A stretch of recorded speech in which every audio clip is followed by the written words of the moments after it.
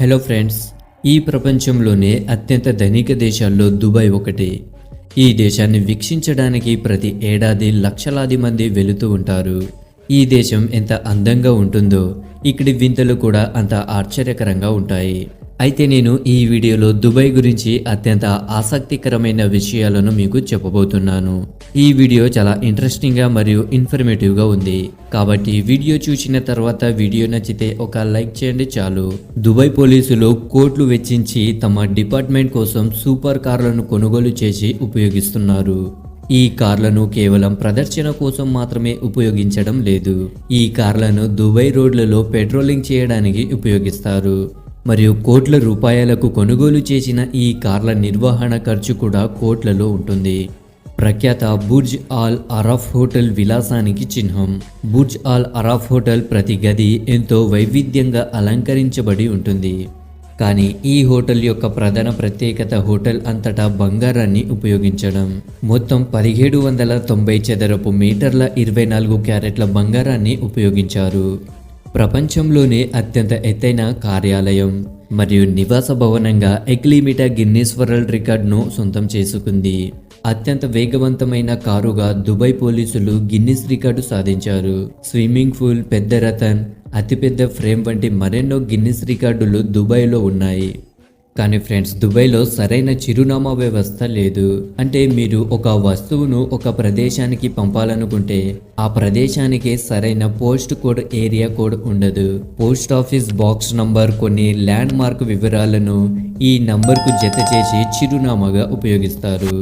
ఈ మకానీ నంబర్ను కూడా 2015లో ప్రవేశపెట్టారు. అంతకుముందు నంబర్ లేకుండా అడ్రస్ను ఇంటికి వెళ్లే మార్గంగా రాస్తారు. బంగారాన్ని విత్డ్రా చేసుకునేందుకు దుబాయ్లో ప్రత్యేక ఏటీఎం ఉంది. దుబాయ్లోని కొన్ని పర్యాటక ప్రాంతాలు, కొన్ని షాపింగ్ మాల్స్లో ఈ స్పెషల్ గోల్డ్ ఏటీఎంలు ఉన్నాయి. ఈ ఏటీఎంలకు వెళ్లి డబ్బులు మరియు బంగారాన్ని డ్రా చేసుకోవచ్చు. ఉదాహరణకు నిర్దిష్ట బరువు మరియు పరిమాణం కలిగిన నాణేలు లేదా బంగారు కడ్డీలతో బంగారాన్ని నమోదు చేయడానికి మరియు కొనడానికి మనము సూచనలను అనుసరించాలి. మీరు కొనుగోలు చేసిన బంగారంతో పాటు మిషన్లు చెల్లించవచ్చు మరియు రసీదు బంగారం ధరలతో పాటు వస్తుంది. ఇది రోజు ధర ప్రకారం ప్రతి గంటకు అప్డేట్ అవుతుంది. బంగారాన్ని వేరొకరికి గిఫ్ట్గా ఇవ్వాలనుకుంటే ఈ ఏటీఎంలో గిఫ్ట్ బార్ ఆప్షన్ కూడా ఉంది. బహిరంగ ప్రదేశాల్లో అసభ్యకరంగా ప్రవర్తించడం, బూతు మాటలు ఉపయోగించడం దుబాయ్లో తీవ్రమైన నేరంగా పరిగణించబడుతుంది మరియు 2 సంవత్సరాల వరకు జైలు శిక్ష లేదా 20,000 జరిమానా లేదా 4,55,000 జరిమానా లేదా 2 విధించవచ్చు. దుబాయ్లో బహిరంగ ప్రదేశాలలో క్రమశిక్షణకు చాలా ప్రాముఖ్యత ఇస్తారు. బహిరంగ ప్రదేశాలలో మాత్రమే కాకుండా పాఠశాలలు మరియు కళాశాలలు కూడా ఇవి అనుసరిస్తాయి. సోషల్ మీడియా దీనికి మినహాయింపు కాదు. సోషల్ మీడియాలో కూడా మనకు ఇష్టం వచ్చినట్టు చేయకూడదు. ఒకవేళ ఏదైనా తప్పు చేస్తే 2,50,000 నుండి 5 లక్షల వరకు, భారతీయ రూపాయలలో చూసుకుంటే 1,13,80,000 రూపాయల వరకు జరిమానా విధించడం జరుగుతుంది. దుబాయ్లో కొన్ని నియమాలు ఖచ్చితంగా పాటించాల్సి ఉంటాయి మరియు అటువంటి చాలా ముఖ్యమైన నియమాలలో ఒకటి ప్రజా రవాణా వాహనాలలో ఎటువంటి ఆహారాన్ని తినకూడదు. ఈ నిబంధనలను దుబాయ్ పోలీసుల పబ్లిక్ ట్రాన్స్పోర్ట్ సెక్యూరిటీ కమాండ్ పర్యవేక్షిస్తుంది మరియు ప్రజా రవాణా వాహనాలను శుభ్రంగా ఉంచడం మరియు ప్రయాణికులకు మంచి ప్రయాణ అనుభవాన్ని అందించడం వారి ప్రధాన లక్ష్యం. ఇటువంటి ఆంక్షలతో పాటు ప్రయాణికులు కూర్చునే మార్గంలో కూడా కొన్ని ఆంక్షలు ఉన్నాయి. ప్రయాణికులు సీట్లపై కాళ్ళు పెట్టడం, శిక్షణ లేని జంతువులను తీసుకురావడం, ఇతర ప్రయాణికులను తిట్టడం వంటివి కూడా నిషేధం. కొంతమందికి కూర్చున్నా లేక కూర్చోకపోయినా నచ్చదు. అలా కూర్చోవడం లాంటివి మా ఊరి కల్చర్. ఫ్రెండ్స్, మనం నడిచేటప్పుడు మన పాదం శరీరంలో మురికి భాగం. అయితే వారి మత బోధనాలను వారు సర్వస్వంగా భావించి వాటికి అనుగుణంగానే నడుచుకుంటారు. అక్కడి ప్రజల్లో ఖురాన్ మార్గదర్శకాలు లోతుగా పాతుకుపోయాయి. అయితే ప్రార్థనకు ముందు పాదాలు కడుక్కోవడం గురించి ఖురాన్లో ప్రస్తావించబడింది.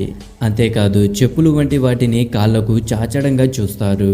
కాబట్టి ఎవరినైనా షూతో కొట్టడం నేరంగా పరిగణిస్తారు. దుబాయ్లో సంవత్సరానికి 25 రోజులు మాత్రమే వర్షాలు పడతాయి. దుబాయ్లో వాతావరణం కూడా ఎప్పుడు వేడిగానే ఉంటుంది. నిజానికి అక్కడి వాతావరణం అత్యంత వేడితో కూడిన పొడిగా ఉంటుంది. అక్కడి భూమి మొత్తం ఇసుక ఎడారే. ఈ పొడి వాతావరణంలో కూడా వర్షాలు కురుస్తాయి. ఇదేమి పెద్ద ఆశ్చర్యమేమీ కాదు. సగటున ఏడాదిలో 25 రోజులు మాత్రమే వర్షాలు కురుస్తాయి.